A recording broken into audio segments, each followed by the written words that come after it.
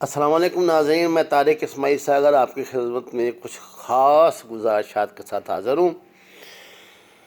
آپ نے ایران اور امریکہ دھمکیوں اور جہاد اور جو جوش و خروش اور ایمانی جذبہ، وہ انتقامی جذبہ، اور جناب وہ سیلاب آ گیا عوام کا، اور وہ جنرل قاسم سلیمانی کا جنازے کی دھکم پیل، وہاں جناب 100 بندے مر گئے ہیں اور یہ ہو گیا، اور سارا، اور یہ 5-6 دن کا کرائسس بڑا جان لیوا قسم کا، اور جناب بڑا کیا اسے کہنا چاہیے کہ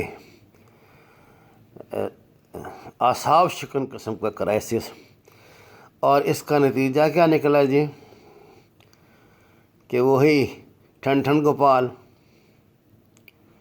ناظرین، میں اپنی ہر جو بھی آپ سے گفتگو کرتا ہوں اس میں کہیں نہ کہیں میں ایک فکرہ ضرور استعمال کرتا ہوں۔ میں آپ سے درخواست کرتا ہوں کہ خدا کے لیے اپنے جذبات کے بجائے دماغ کے ساتھ سوچا کریں۔ آپ مسلمان جب دماغ سے کام لینا شروع کر دیں گے تو انشاءاللہ ان کے کئی مسائل بھی حل ہو جائیں گے۔ صاحب، جواد ظریف صاحب نے، جو وزیر خارجہ ہیں ایران کے، یہ فرمایا کہ وسیع تر جو عالمی مفاد ہے اور انسانیت کے لیے اور امن کے لیے اور جناب اس کے لیے اور اس کے لیے، وہ انتقام مکمل ہونے کے بعد وہ معاملات کو برابر کر رہے ہیں۔ امریکہ نے بھی جناب یہی کہا، اس نے کہا جی بس کافی ہو گیا، اب ہمیں چاہیے کہ ہم آپس میں پیار محبت سے مذاکرات کریں بیٹھ کے، اور ہمارے پر 100 درے پاکستان نے کہا ہے کہ جناب آپ جب چاہیں ہم آپ کی ایران اور امریکہ سے صلح کروا سکتے ہیں، آپ کے چکر میں پڑے ہوئے ہیں۔ کیا سادہ لوگ ہیں ہم لوگ، اللہ کے بندوں۔ میں آپ کو بار بار جنرل حمید گل مرحوم کی بات یاد کراتا ہوں، جو کہتے تھے کہ میری قبر پہ آ کے تھوک دینا اگر کبھی امریکہ نے ایران پہ حملہ کر دیا یا ایران نے اسرائیل پہ حملہ کر دیا۔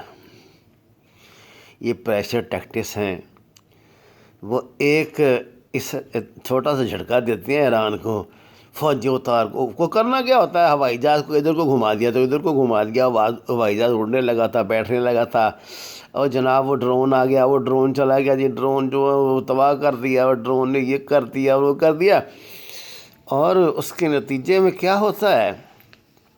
کچھ بھی نہیں۔ ساری دنیا یہ بات جانتی ہے کہ کچھ نہ کرے ایران، ایک تیل بردار جہاز پر میزائل پھینک دینا جی یہاں آبنائے ہرمز میں، تو پوری دنیا کی پائپ لائن بند ہو جائے گی۔ اس سے بڑی بلیک میلنگ کیا ہو سکتی ہے؟ ایران یہ نہیں کر سکتا تھا؟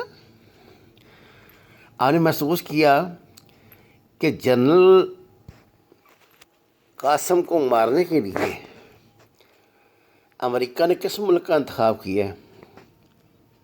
ایرانی جرنیل کو مارنے کے لیے عراق کا انتخاب کیا، اور انتقام لینے کے لیے کس ملک کا انتخاب کیا جی؟ ایران نے امریکہ کا، سوری، ایران نے کس کا انتخاب کیا؟ عراق کا۔ سبحان اللہ۔ اور مسلمانوں، خدا کے لیے کو عقل کر جاؤ، اوے یہ ڈرامے بازیاں ساری، ایران کو امریکہ کبھی نہیں مرنے دے گا۔ یہ سرمایہ کاری کا اصول ہے کہ سرمایہ کار جو ہوتا ہے اپنے گاہ کو نہیں مرنے دیتا، وہ یہ پریشر بنائے رکھے گا۔ یہ پریشر ایران پہ تھوڑا ہوتا ہے، ایران تو ایسی تیسی کر دیتا پکڑ کے، وہ ایک گالی دے، ایران جواب میں 10 گالیاں دے دیتا ہے۔ صاحب، یہ سب کچھ ہے سعودی عرب اور دبئی برانڈ ملکوں کے لیے۔ انہیں کہتے ہیں ہاں جی چھیڑ دیا نہیں ایران کو، اور وہ بدلہ کس سے لے گا؟ آپ سے۔ ہو جو تگڑے، کون سا میزائل چاہیے، کون سا جہاز چاہیے، کتنے فوجی چاہیے، کتنے فوجی رکھیں، کتنے فوجی نکالیں، اور کویت لیلنے لے کے بیچارے نے روکے ہیں ان کے۔ لعنت ہے یار ان عرب حکمرانوں پہ۔ جو اپنی حفاظت خود نہیں کر سکتے۔ میں کہتا ہوں یہ حرمین شریفین کے جو بادشاہ ہیں بنے ہوئے، بادشاہ تو اللہ ہی ہے انشاءاللہ، جو بظاہر زمینی بادشاہ بنے ہوئے ہیں، آپ نے اندازہ فرمایا، اور یہ تو حرمین شریفین کی حفاظت نہیں یار کر سکتے، اپنی حفاظت خاک کریں گے، اپنی نہیں کر سکتے اس کی کیا کریں گے۔ خدا کا شکر ادا کرو، وہ مسلمانوں خدا کا شکر ادا کرو، پاکستان کی فوج موجود ہے۔ تمہیں لگ پتہ جائے یہ جتنی یہ سیریز آپ نے بنائی ہوئی ہیں دجالیت کی اور فلانی اور ٹیم کی اور 15 یہ نشانیاں ہوں گی اور فلاں حدیث اور فلاں حدیث، یہ سب اب تک پوری ہو چکی ہوتی۔ یہ پاکستانی فوج ہے جس کا انہیں پتہ ہے کہ ریزسٹ کریں گے، یہ اتنی آسانی سے کچھ نہیں ہونے دیں گے۔ ایران کے جرنیل کو امریکن ڈرون اور میزائل ایران کے اندر مار سکتے تھے، لیکن وہ ایران کو نقصان کیوں پہنچائیں؟ آپ نے عریہ مقبول جان کا کالم شاید پڑھا ہوگا، سلیمانی سے ابو بکر بغدادی تک، نہیں پڑھا تو ایک مرتبہ پڑھ لیں، کوئی بات نہیں۔ بعض دفعہ آپ کے جو متضاد نظریات رکھنے والا بندہ ہوتا ہے وہ کیسی بات کہہ دیتا ہے جو حق سچ کی بات ہوتی ہے۔ اس کو پڑھیں، آپ کو پتہ لگے کہ ہیں کواکب کچھ نظر آتے ہیں، کچھ دیتے ہیں دھوکہ، یہ بازیگر کھلا، ایران یہ کر دے گا، ایران وہ کر دے گا، ایران جناب فلاں کر دے گا ٹیم کا۔ یہ فقیر آپ سے ایک ہی درخواست کرتا ہے کہ خدا کے لیے خدا کے لیے خدا کے لیے اس چکر میں امریکہ کو اڈے نہ دے دینا،